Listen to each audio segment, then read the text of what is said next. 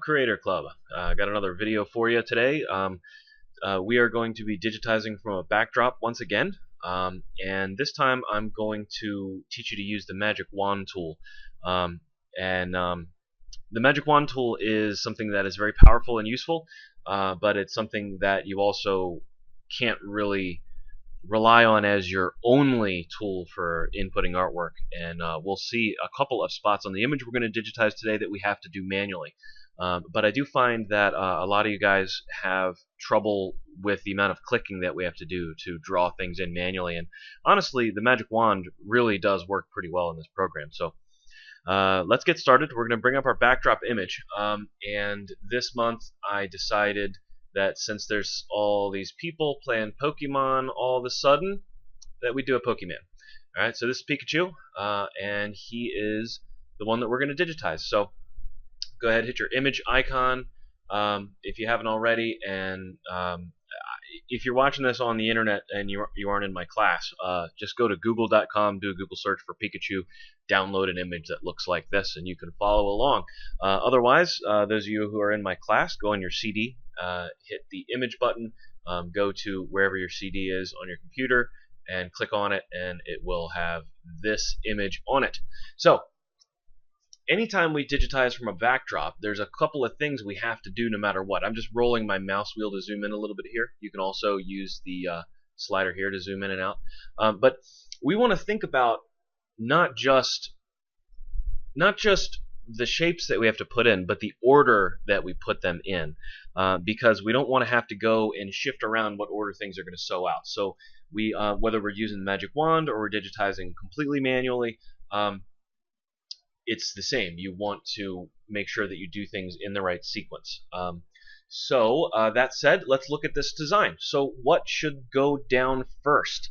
Well, if you look, the majority of him is this yellow color, and so I think that everything else is kind of on top of that, like the shading. This is like shadows basically, and a little bit of coloration on his tail. So that's going to be on top of the yellow, and all this other stuff is on top of the yellow too. His mouth and his little rosy cheeks and his little eyes and stuff. That's all things that are on top of the yellow, so we're going to have them sew out after the yellow sews out. So we're going to go ahead and get our first shape in. So your Magic Wand is up in the Draw section. Now if you have Creator Level 1, your Draw section, your Stitch section, and your Image tools look like this. If you have Level 2, it looks like this. If you have Level 3, it looks like this. You can do everything that we're about to do in Level 1, although if you had Level 2 or 3, there are things that I would probably do differently than I'm going to do in this video. And you know, it's just more advanced stuff. But we're going to use just Level 1 for this. And I'm sorry those of you who bought 2 and 3, and I haven't had you know, a specific class on 2 or 3, but you can come in for one-on-one lessons anytime if you bought the software from me. So do that. Anyway, we're going to go ahead and get started here. So your Magic Wand is here under your Draw section. It looks like a little magic wand touching a rounded rectangle. If you hover your mouse, it says Magic Wand. You're going to left click on that, and then over here leave the sensitivity on 30. That's fine, and make sure you put a check mark next to look for holes. Mine already has one because I had already done this design earlier, so it remembers that I had to put a check mark there, but yours probably won't because the default is for it not to look for holes. And what that does is it makes it so that if I click on my image, I'm just going to go ahead and click on the yellow, it actually cuts out, and that was a left click by the way, it cuts out things that would be holes in the shape. Okay, so if I don't remember to do this, then I don't get the holes for his cheeks or his mouth or his chin. It would just do just the outer part. And let me show you what that would look like. We go back to the Magic Wand tool, we uncheck look for holes and click in here, and it actually still picked up this part because this isn't a closed shape in here. So in tracing just the yellow, it still leaves this open, but you see it did not leave open his mouth or his eyes, and we would have to tediously cut our own holes if we didn't have the ability to do that. So that's what we're going to make sure that we do, is make sure we look for holes. So with your Magic Wand and this set to look for holes, left click anywhere on the yellow part of him, like right here in the middle of his forehead is fine. Boom. Okay, so what that did is it just traced all of the yellow and it traced our holes around anything that's not this color on the inside. Okay, so now that we have a shape, and if we look in our object tree here, we can see that we have, well, this is our background image, and then this is the line that we just created. So we have an object now. This is the first object in our design, and we can now, since it's a shape, an object that we brought in, we can apply a stitch to it. So we'll go over here to our stitch, and the one we're going to use is just fill, standard fill, boring old fill, but that's okay. We left click on that, and then it applies the stitches in there. I mean, that's basically how we're going to be using this magic wand tool for all the things that we can use it for. Is we're just going to be clicking on an area and then applying a fill stitch to it. I may have you do a couple of satin stitches here or there in this design. We'll get to that when we get to it. But for the most part, it's going to be magic wand and fill. So now that we have this in, we still want to think about, even though we're not digitizing completely manually, we still want to think about a couple of things like where each section starts and stops.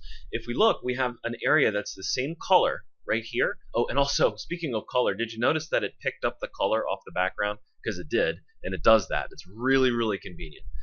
We don't have to manually go in and choose a color. It does it for us, which is great. Anyway, this area of color here is the exact same color. It's just not attached to this part, so it didn't trace it.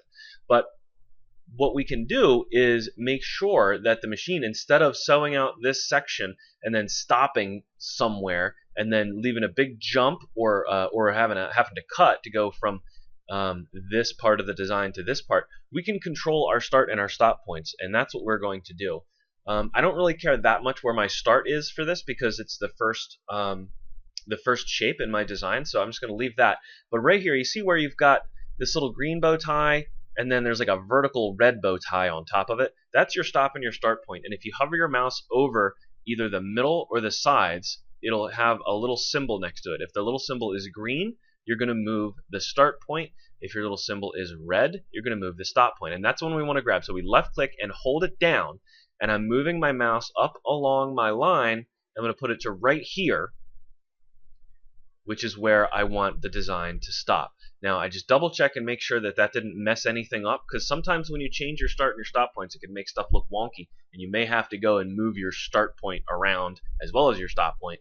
And there's no like hard and fast rule about that. You just kind of move it around until it looks right, at least in my experience. But anyway, so we moved our stop point to here, and then we want to go ahead and pick up this area of color next. So we go to our magic wand, and we left click on this little shape here, and it traces it.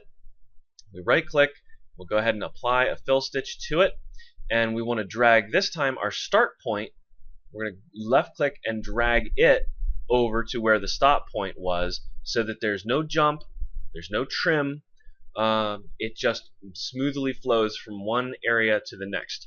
Now you may be saying to yourself, but Brad, I have assumption that cuts jump stitches. Why do I care about this? Well, the reason to care about it is that every time your machine cuts a jump stitch, it's a mechanical operation that it has to make, and it has a possibility of breaking your thread. Even if there's nothing wrong with your machine, stuff happens, and sometimes the thread will break when the cutter operates. It's just the way that it is. Doesn't mean your machine is broken, just it's a thing that happens. So you want to minimize the amount of times that it has to trim, because every time it trims, you've got that like 1 in however many chance that the thread's going to break.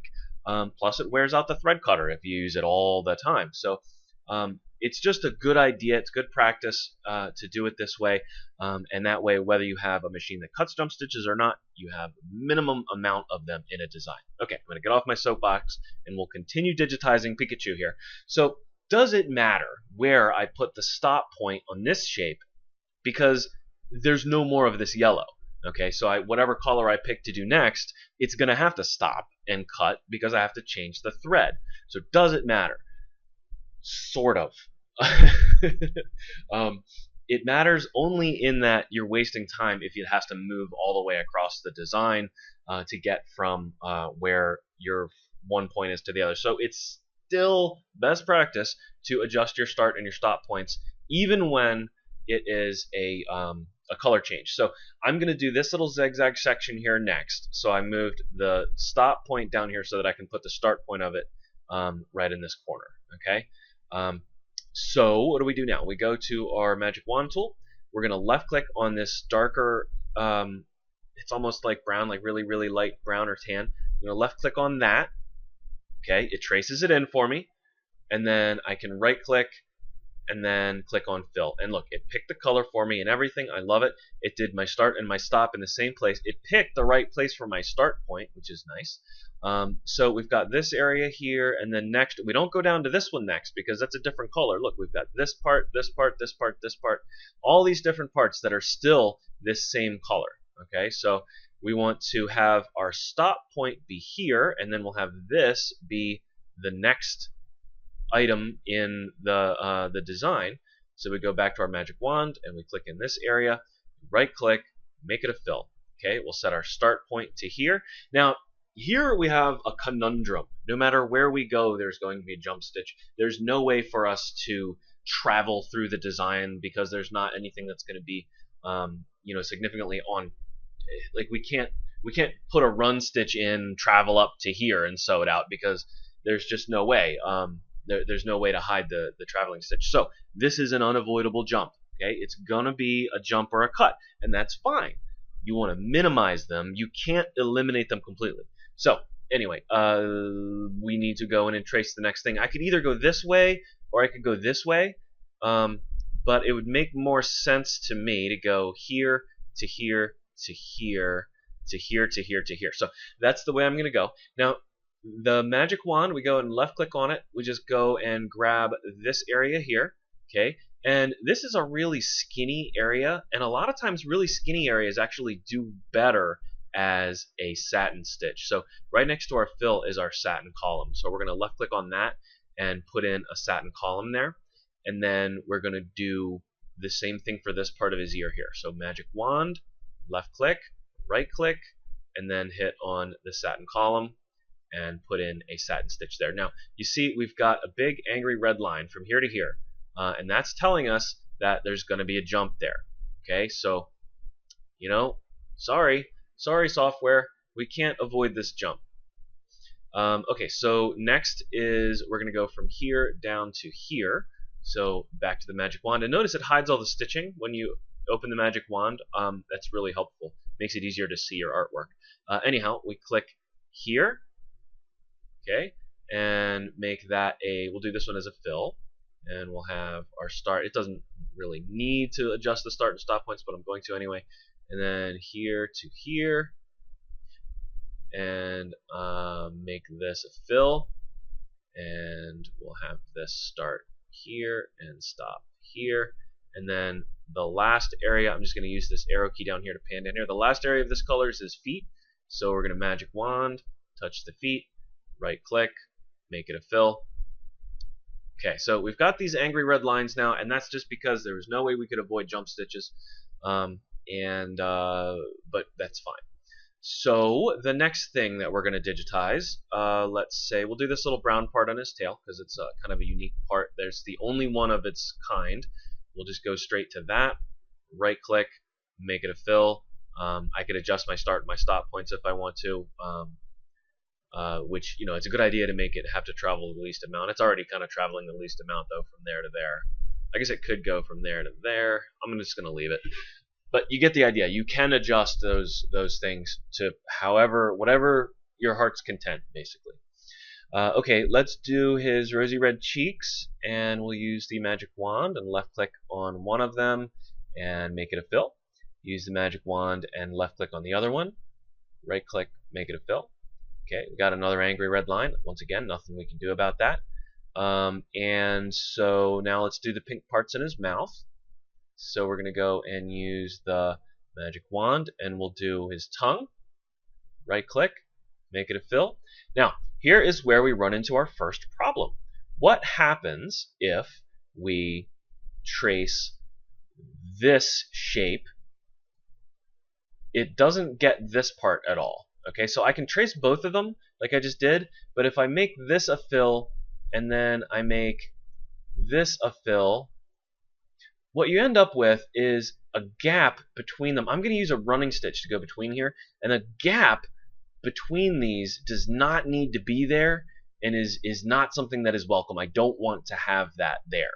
I want to have a run stitch that just goes right across here. So I can't use the magic wand to bring in the shape that I want. I'm just going to go ahead and delete these last two. I'm just going to click and drag a box around them, hit the delete key.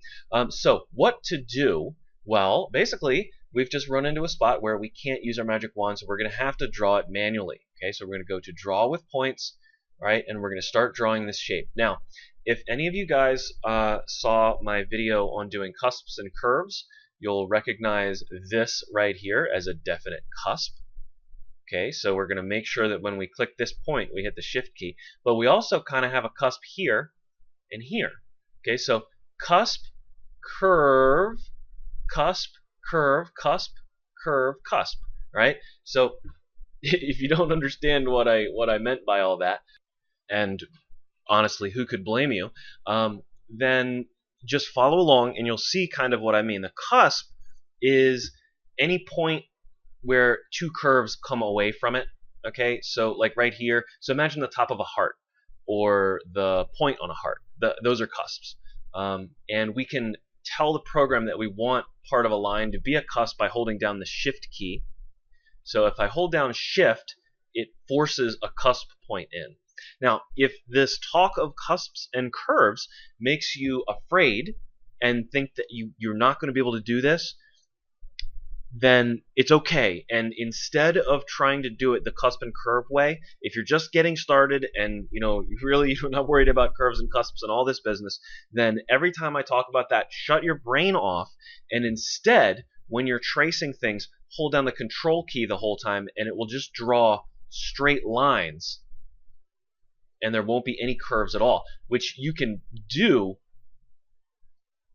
without really messing anything up. Okay, that I just drew the shape in using straight lines, and nobody would ever be able to tell the difference, probably. Okay, so if that is how you want to do it, then do it that way. But for everybody else that wants to get experimental with me, we are going to play with some curves and cusps. So I know I traced this whole shape, but I didn't really mean to. I needed to trace just this part. Okay, so the first thing that we're going to do is we're going to hold down the shift key. Our first point will be a cusp. Okay, click. All right, and then we let go, click somewhere around here for the curve, left click once, and then hold down shift and left click here. Let go of shift and click somewhere in the middle of the curve, and then hold down shift again and click here in the corner. And what that just did is gave us our cusp right there.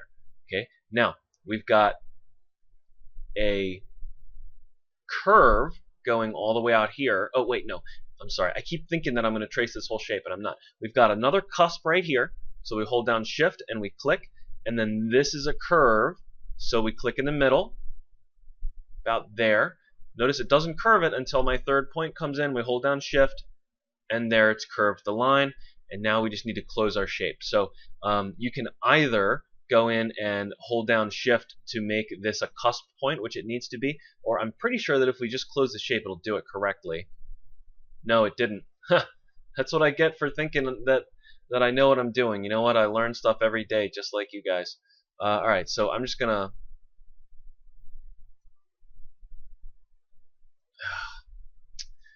I really wish there was a way to undo generating a line, but there's not. Alright, so let's try again. Alright, so here we go. Hold down shift, first point, curve, shift for cusp, let go for curve, shift for cusp, and then down,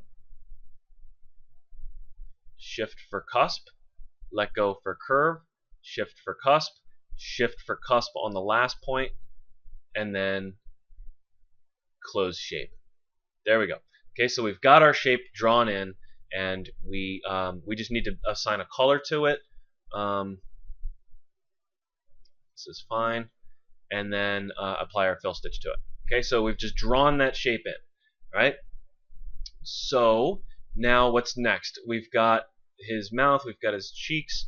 Well, I guess what's left is the black and the white, but the white's going to be on top of the black. So black is next. Now the black is going to be an interesting color because we have to draw the outline as well as his eyes and the tips of his ears. So that's what we're going to do. let's go ahead and start with his eyes. Okay, so we're going to use the magic wand and just left click on each eye, make it a fill, magic wand, other eye, make it a fill. Okay, and I guess we've got his nose to deal with too. Let's see how it traces that. That's probably too small to really get away with as a fill, but I'm gonna leave it anyway. Okay, it'll probably be fine. Alright, so now we are on to the ears or the outline. And what I'm going to do is I'm going to do the ears, the tips of the ears anyway, in order with the outline. So we're going to actually be drawing the line until we get to one of the tips of the ears. And then we'll do the tip of the ear, have the start and the stop, and then start our outline back up and keep going until we get to the other ear. Alright, so we are going to start on his mouth. So let's go ahead and get our draw with points. And remember, if you want, hold down Control to draw with straight lines instead of with curves, and I won't think less of you for it. In fact, there's probably going to be a lot of parts on this where I do just that, and I will tell you when I'm doing it and when I'm not. Alright, so let's get started. We're tracing the black line now. Okay, so we are going to, let's see, I'm going to do this as a cusp, curve, cusp, so that was a shift, and then let off the shift, and then back to shift, and then I'm holding down Control now to go back one. Actually, no. Hold down Shift, put another cusp in, and click. Oh, we got to do this little bar going across here. There's the whole point of drawing this as one piece. All right, so we've got to do this shape over again, basically. So here, and then let off, and then here, and it makes that curve. And then we are going to have to go back up here to meet our line. So I'm going to hold down Control and do this as a straight line from there to there. And then I am going to go back down here. And you know what I'm just realizing? I should have done this. I should have done this part second, because I can't go anywhere else from here. I can't like jump over to the rest of the outline. But whatever, we'd have had to do it in one order or the other, so we'll do this. So what we're going to use is a run stitch for this. I just finished drawing this shape. I click on my run stitch tool, and we can see, oh, we got to make it black. Take my run, go to color, change the color to black. Okay, all right, and we can see that his mouth is now done. So now we're just going to go ahead and jump right on over to somewhere else. We'll just start like right here, right on this little rosy red tree. Why not? Back to draw with points, and here we go. I'm going to do this whole circle holding down the Control key. It's easier for me. And going down here, I'm going to use Control this whole time. It's easy for me to do this because this is how I traditionally have always done it. Certain shapes you can really make a lot better by using the curves and cusps, but honestly, when you're drawing with a running stitch, and I know other digitizers disagree with me on this, but in my opinion, because we are drawing with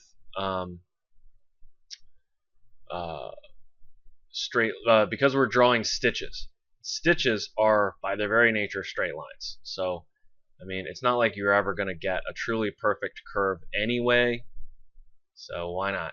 For big, complex shapes, it certainly is much better to do it the right way, but we're not dealing with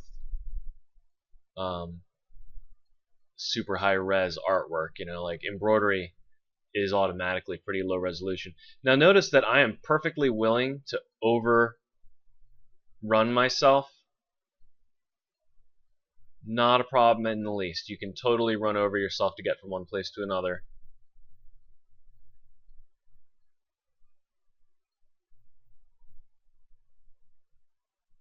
Move my mouse over a little bit so that I can get in here. Now up here, I'm probably going to do some curves and cusps, okay? Because there's some curves I want to do in here. This is going to be my last.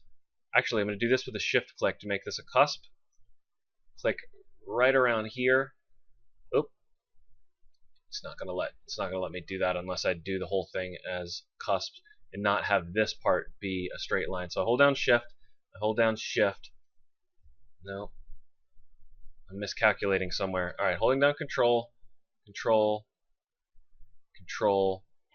All right, and then I'll click somewhere along here and then Shift. There we go. Okay, so this one had to be a control point, and then this is a cusp point. And I'm going to do the same thing here. I'm going to click in the middle and then make this a cusp to give that little tiny curve there. And then from here to here, this won't let me do a straight line from there to there, so we want to have a curve from there to there, and that worked out perfectly. Okay, so that was Shift, no Shift, Shift. And now I'm back to, I'm going to go back to holding down Control. And if you don't get the curves versus cusp thing, don't worry about it. Just use straight lines. I used straight lines digitizing for, what, 15 years maybe?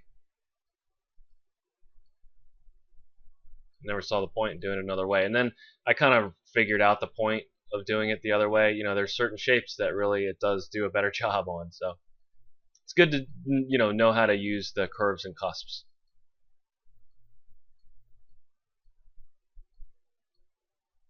Okay, we're getting close to the ear now. Down and up. Move my mouse up to the top of my screen. And we're just about there. So I'm going to stop right there. Right click. I'll make that a run. Automatically, the end point is my last point that I clicked. And now, here's another one of those times when we cannot use the magic wand tool. Watch what happens if we do.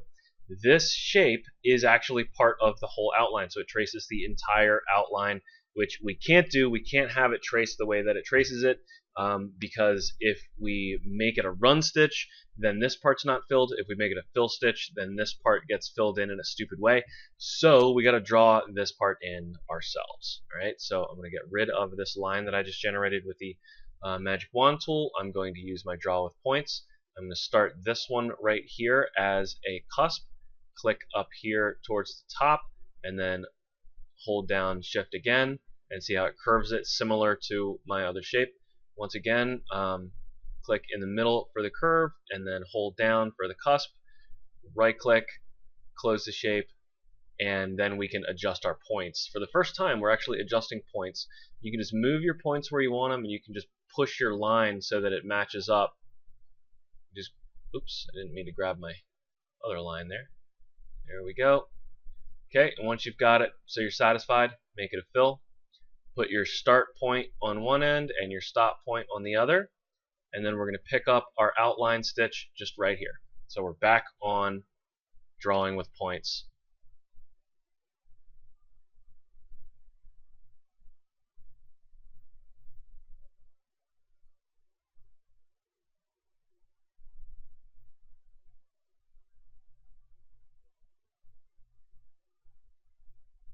Okay, once again, right click, make it a run.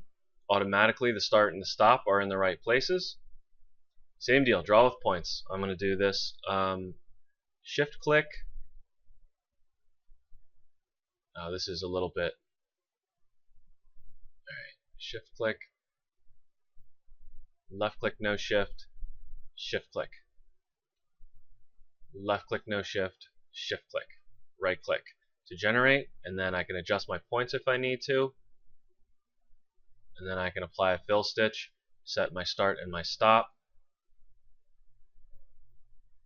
There we go, and then pick back up right here with my draw with points. Okay, I know I'm going a little quick, but I'm actually cooking something on the grill. Alright, I think that we did this cheek. That's where we started. So we right click, make it a run, and there we go. There's Pikachu. Looks pretty good, right? So we're done, right? Yeah, in your dreams. If we go and sew this out right now, what you're going to find is there's going to be gaps all over the place. So now we have our final editing to be done. And what you can do to kind of help visualize where you're going to get gaps when you sew this thing out is turn off your image right here. If you left click on show or hide, we can actually see all the gaps that we have in there where it didn't trace completely perfectly. And you know what? This is one reason that you don't want to have too many points, because the more points you have in your design, the harder it is to adjust and fix anything. So like down here where I did use a curve and a cusp, it's going to be much easier to adjust. So let's select this outline, and look what I can do. I can move just a couple of points and get it so that my stitches are more snugged up. Okay, on these other spots where I used the control key, I have way more dots to deal with to adjust and make my outlines perfect. And you can either adjust the fill underneath, or you can adjust the outlines. Now if you're doing a fill next to a fill and you're seeing a gap, then obviously you got to adjust the fills. Like right here where the red is on the yellow, we need to adjust that. Okay, then you compare. So there, that gap is gone. We've still got a gap here. But once you've done all of that, then you sew it out, and you want to sew it out on something that you don't particularly care about, because there's probably going to be gaps that crop up even more, and then you're going to have to go and edit your points again. But on the whole, this is an easier way to do it than digitizing everything manually. So there we go. Oh, you know what we didn't do is we didn't do his eyes. We'd have to go in and for the piece de resistance, go in and do his eyes so he has nice little white eyeball reflections. There we go. Pika pika! Alright, so anyway, I hope you learned something in this video. I hope you enjoyed it, and see you in the next video. Thanks for watching.